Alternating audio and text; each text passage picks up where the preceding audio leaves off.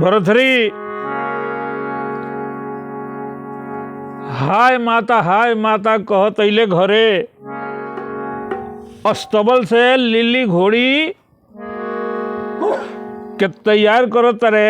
रानी कहली कि आहे राजा जी चली भईन खेले खातिर शिकार नोरा।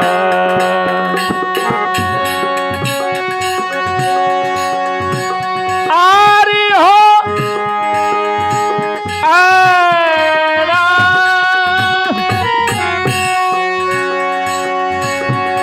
सिंहद्वीप जंगल भारी के हुदी है मारी। जान के हुदी है मारे। आहे स्वामी एजी बसल बाड़ ठग बाटा मारन हो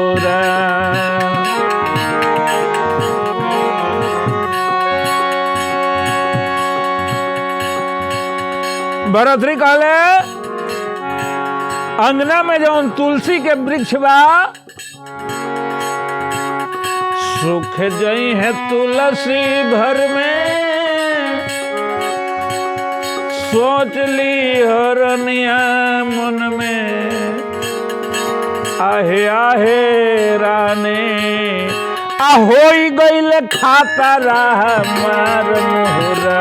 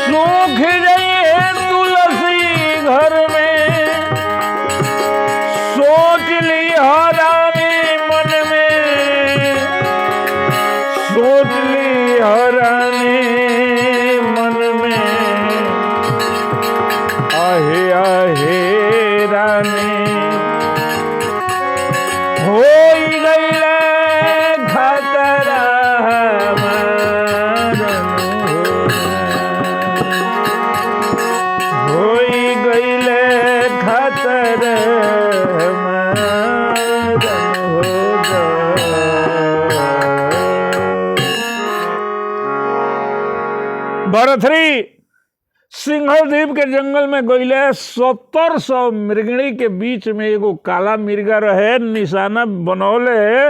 मिर्गिया कहली से जे सुनो राजा हमने 1700 के बीच में ही एगो स्वामी बड़े हमनी में से 10 20 200-400 मार लो लेकिन स्वामी के छोड़ दो।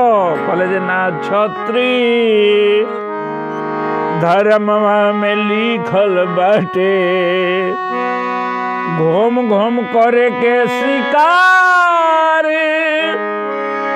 छत्री अबला पर हाथ ना उठावे। देखो शास्त्रो पुरा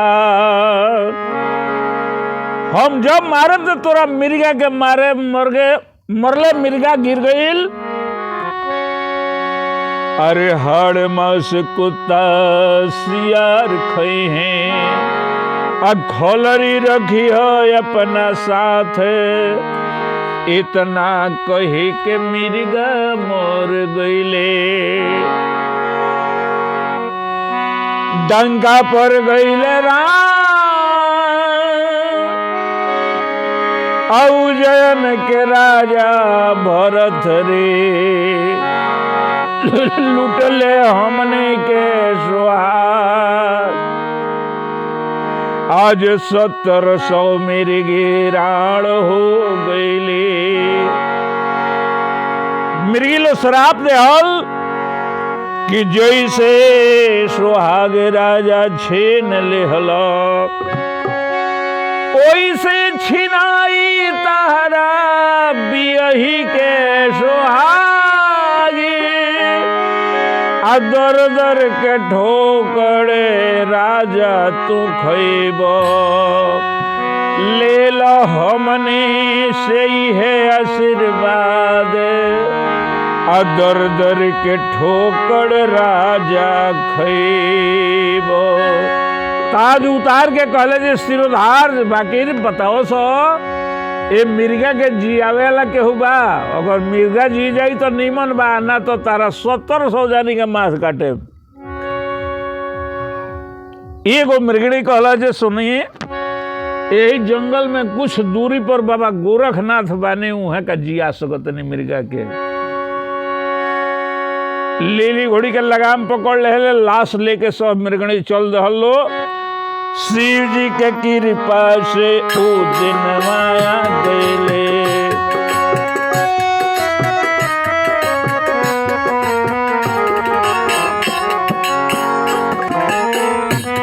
आ बबुआ के साल भी तेरा हमारा गले।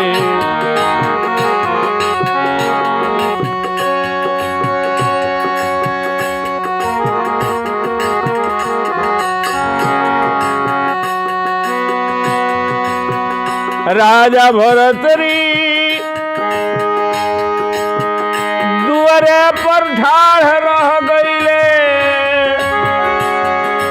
लाश लेके मिर्गी मठिया में समा गईले।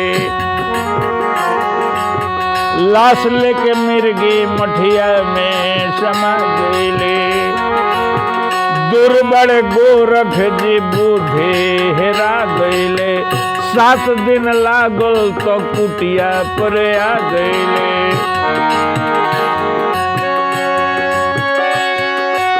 हो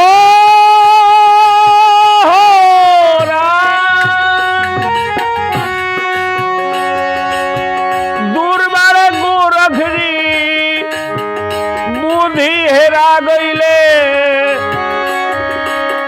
7 दिन लागल तो कुटिया पर आ गईले। 7 दिन लागल तो कुटिया पर आ गईले। लाश लेके मिर्गी मठिया में समा गईली। सुनी खबरिया अब आगे का भइले, डंका पर गईले राम उज्जैन के राजा भरत रे। लूटले हमने के सुहाग, आज 1700 मिर्गी राण हो गईली। बाबा कहने की कातिल द्वार पर खड़ा बा, 900 जोगिन सिद्धि प्राप्ति करत रहे लो, उनमें से 5 गो जोगिन लोग कहने जे जाओ करके मुसुक बांध चढ़ा के कोड़ा से पीटत ले आओ। कातिल द्वार पर खड़ा बा। 5 जानी जोगिन लोग गइल, बरसरी के देखो लो तो बेहोश हो गइल लो। बरसरी कहले जे अइली हस गिरफ्तार करे तो यह गिरफ्तार हो गइली सो।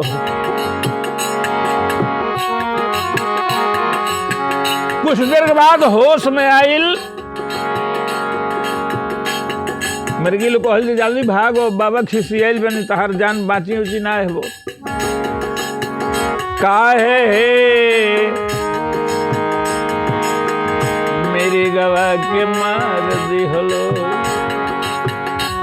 ई का कइले तहार नाश। आज 1700 मिर्गी राण हो गईली।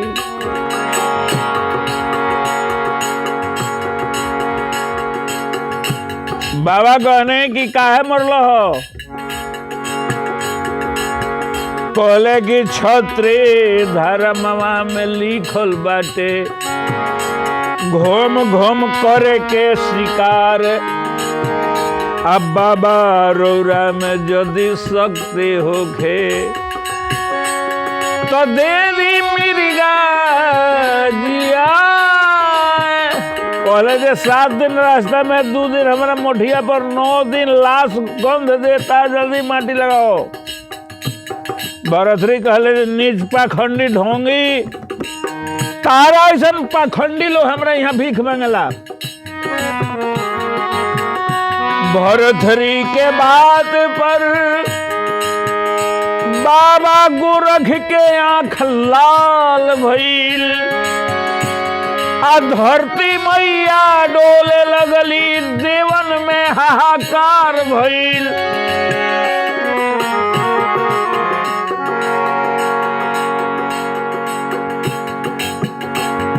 बाबा पहुंचने धुई से गिर के जे ब्रह्मा जी का लगे जे कैसन आदमी मृतलोक में भेजले बड़ा, तो हो जथा शीघ्र चेला बना ली हो। जलंधर बाबा मछंदर बाबा दोनों जना ढीम ले बेलो पहले ही से काहे मरलो हम मिर्गा तार का बिगड़ लो। तो बाबा रुआ में शक्ति होखे तो जियाई। धोई से तनिया सा राखी लेके मिर्गा के ऊपर बिग दहली, या बाबा लगनी चुटकी बजावे ठुमक ठुमक के मिर्गा नाचे लागल कर जो। बाबा जली हमारा की चेला ना बनाए, तो ये धुई में कूद के बाबा हम अपन प्राण गंवाए। बाबा चेला बना ली। बाबा कहने की चेला बने के बाद तो जा अपना मेहरारू के माई कह के भिक्षा ले आवो।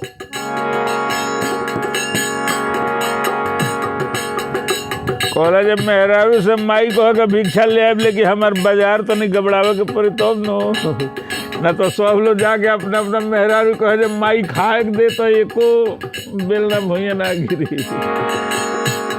गांगू हजाम के बुलावल गईल, सर के बाल उतराइल, वस्त्र आभूषण हटावल गईल। भरथरी ओजी से जोगी बन के आ गईले अपना घर। अब हम जायब दूसरा दुआरी, भिक्षा दे दे रे माई। अब हम जायब दूसरा दुआरी, भिक्षा दे दे रे माई। भिक्षा दे रे माई, भिक्षा दे रे माई। अब हम जायब दूसरा दुआरी, भिक्षा दे रे माई। रानी कहली कि चंपा लौड़ी से जाके बाबा कह दो दूसरे के दूरा धुई रमावे के। हमनी के स्वामी अब दुनिया में नहीं खन, तुलसी के गाछ जौन निशानी दिल सूख गइल बा।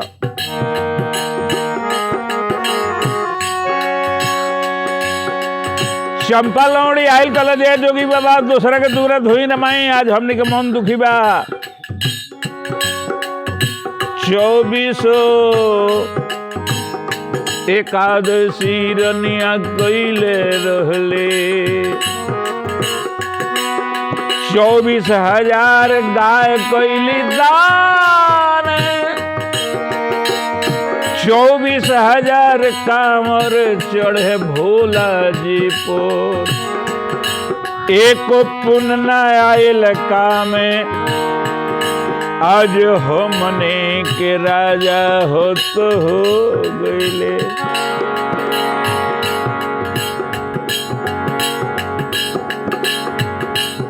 लौड़ी के बात सुन के भरथरी के हंसी आइल, ठठा के हौसल है, इनके दांत से बिजली चमकल कल जो। बावनों सुबह के लोग के संगे हम बैठ के सेवा कइले बने, केहू के दांत से बिजली ना चमके तो भरथरी हमें कहलिए रानी तू अनेरे तार दिमाग खराब बारे महाराज है महाराज कहलिए ओ तोरी मजाल जोगी के लगा के गाड़ी देते रहे हमने के।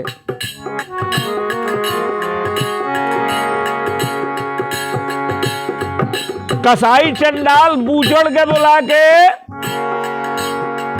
अब कहली कि जोगी के सामने ले जा सो एक के काटो सो एक आंख निकाल ले आओ सब मुँह आके वही से हम लाते मिचका रहे। अभी जोगी के लगा गाड़ी लसी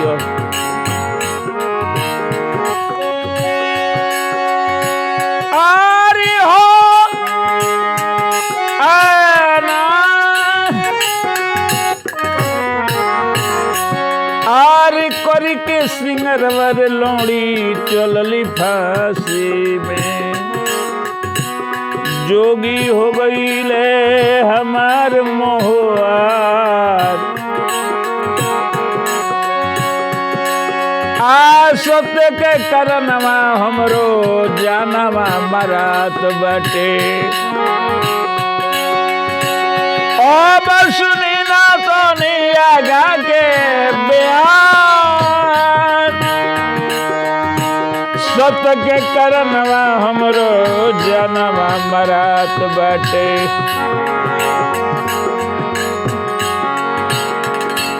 कसाई लो हथियार लेके काटे के तैयार बा। भरथरी कहले जे बताओ लौड़ी बात का तो है, हम कहें जब महाराज हैं जोगी ना हुए। कहले जे हो रानी साचो हम भरथरी हैं, राज करो तो महल के अंदर, अब मैं जंगल के माही, तोहरे करम में रनिया राज लिखा। जोग लिखाइल बा करम हमारी,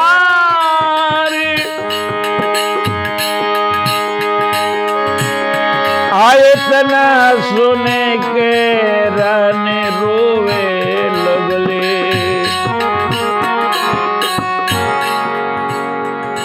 कहले कि हे स्वामी हे लौड़ी धन एते है जे हमरा पति के पहचान गईले, हम ना चिन्हने।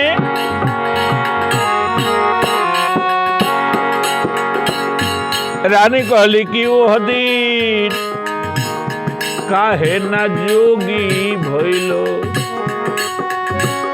जहिया अपना माई के गोद, ओह दिन काहे न जोगी भइलो, जहिया अपना बाबूजी के गोद।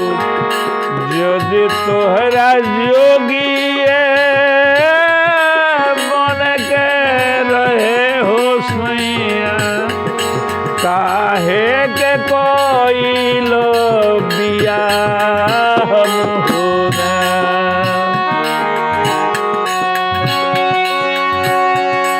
मड़वा में छूके आगी,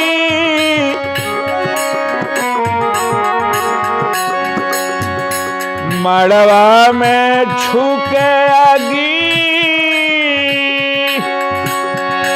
साथ निभावे के भूल गईला ओह दिन के करारन होना। भूल गईला ओह दिन के करारन होना।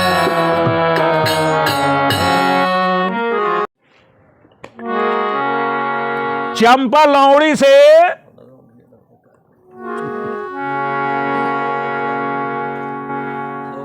चिट्ठी लिख के अपना ननद का लोगे भेज तरी कि काला मिर्गा के श्राप से तहर भाई जोगी हो गईले, अब ये दुनिया में नहीं खन। ये सावन के महीना रहे,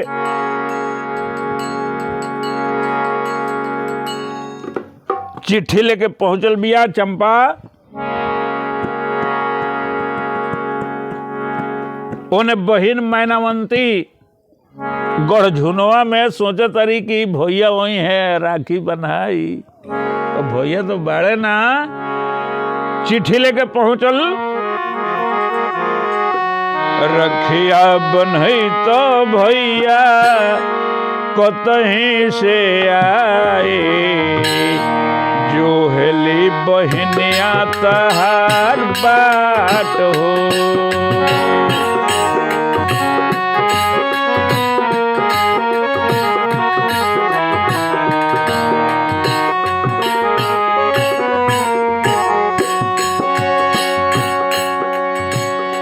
आज के शुभ दिन कतहीं से तो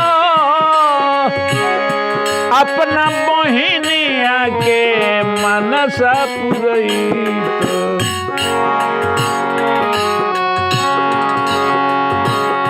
रखिया बनै तो भैया कतहीं से आए, जुहली बहिनिया तोहरो बात हो।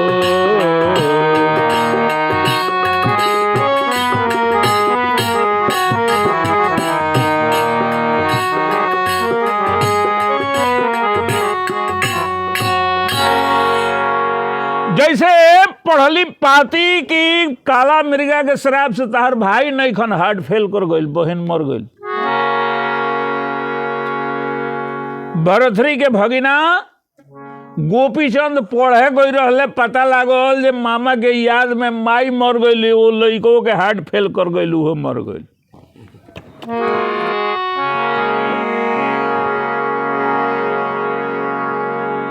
अभी दंडक वन में आकाशवाणी होता है जे भरथरी तहरा याद में तहार बहिन आ भगिना दोनों मर गइल। देखले कि एगो विमान आइल, वो विमान के जो सारथी रहे कहले जे अभी पर बैठ के आंख बंद करो। आंख बंद कइले पहुंच गइले गढ़झुनवा में। अब बहिन के गोरखनाथ के देहल जौन धोकरी रहे, वही धोकरी में बहिन के पार के भगले दंडक वन में। भगिनों के लाश लेके जी पहुंचले, कानी अंगुरी चीर के बहिन के मुंह में डलले, उसमें से अमृत निकलल। अब बहिन आ भगिना जी गइल। कहले जे बहिना कहाँ जइबू? तो हम दोनों ओर जाए लग बने। नैहर जाए खातिर हमर बेटा हमरा संगे बा, ससुराल जाए खातिर भाई तू बोलले बड़ो।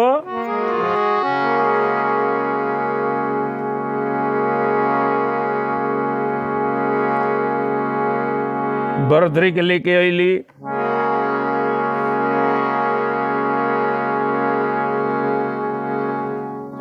घर में बंद कर दियाइल आ रेशम के डोरी से भरथरी के श्याम दे के चौर चौर के बांध दियाइल। अब बाहर से ताला लॉक। ऊ बुझतरी जे हमार बेटा हुए, आई बुझतरे जे हमार माई हुई। आगे का भइल?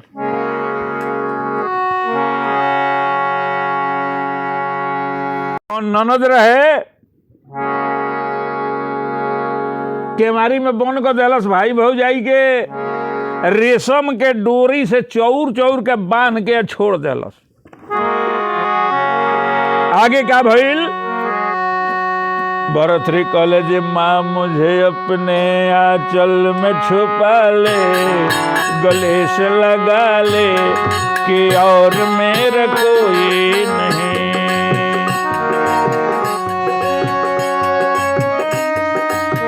भूल हुई छोटी सी मान जाओ माता, मैं नहीं जाना सब किया है विधाता।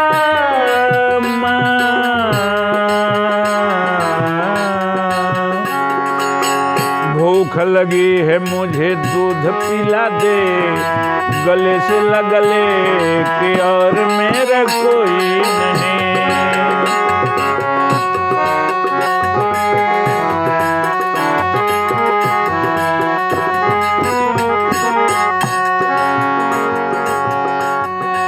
और मेरा कोई नहीं। सवेरे केवारी खोलली मैनावंती या कहली कि भाभी आज इनाम ले। का इनाम ले? रात भाई भौजाई के मिलन रहा तो कहो मोट रात भर दूध पियले बा। हे सरकार,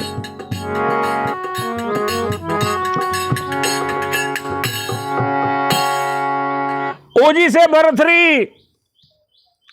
आ गए गोरखनाथ के लगे।